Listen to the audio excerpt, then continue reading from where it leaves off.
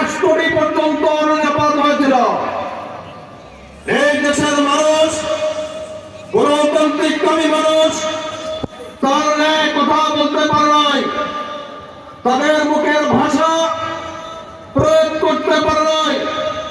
বিরোধী দলকে দমিয়ে রাখা হয়েছে, তাদের কথা মানুষকে শুনতে দেওয়া হয় নাই।